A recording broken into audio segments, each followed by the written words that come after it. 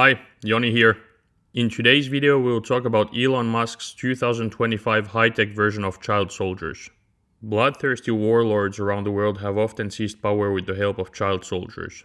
Child soldiers are easier to control and they don't question their leaders' orders. This has been a horrible reality in many developing countries. But the US seems to have its own high-tech version of child soldiers as well.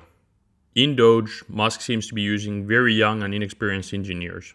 Just like child soldiers, they will never question his authority, and they will do illegal things for him if needed. A Wired report was published recently on the subject. The picture it paints is troubling. The engineers who are playing a key role in seizing federal infrastructure are aged between 19 and 24. Many of them are linked to Musk's companies. The investigation also found that many of them are linked to Peter Thiel. Some of them have connections to his fellowship program. Peter Thiel is known to be the brain of the group of South Africa-related oligarchs in power in the US. He's less famous than Musk, but he's extremely powerful. One could say that these young engineers are the 2025 high-tech version of child soldiers. Instead of using weapons to help a warlord seize power, they are helping the richest man in the world take control over the government. Musk could easily use 25 to 50-year-old more experienced engineers. He must have access to people who are more experienced and more qualified than these young people. Why isn't he doing that? What do you think? Write your ideas in the comments. Despite a lack of background check and their limited experience, these people got official email addresses and access to classified documents. Isn't it worrying that the world's richest man and his young interns, who have not passed background checks and also have huge conflicts of interest, get access to tons of classified information? This would never happen in my country, and I'd be very worried if it did.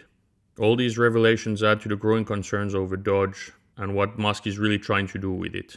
Musk recently took control of another agency, the US Agency for International Development. He claims that he will eliminate the agency and that Donald Trump agrees on it. This would be a huge gift to China and Russia. The US would lose a lot of soft power and influence around the world, and China and Russia would fill that gap. The ex-Russian president Dmitry Medvedev actually thanked Elon Musk for it.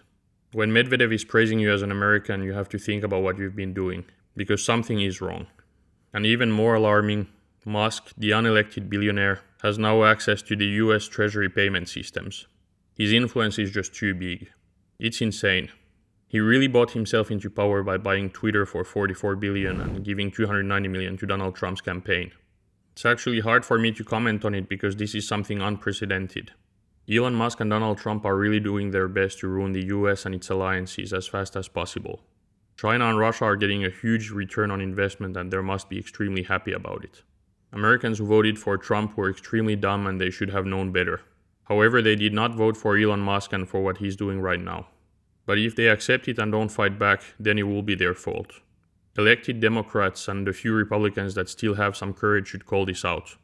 Musk and Trump are trying to drown us in scandals, to make us so tired that we won't call them out anymore. We should never stop calling them out because if we do, they have won. Do you have any ideas on how to stop Musk and DOGE from what they're doing? If you do, write them in the comments. I try to read all the comments on my videos. Well, that was it for today's video. I hope that you liked it. If you did, please like and subscribe and see you in the next video.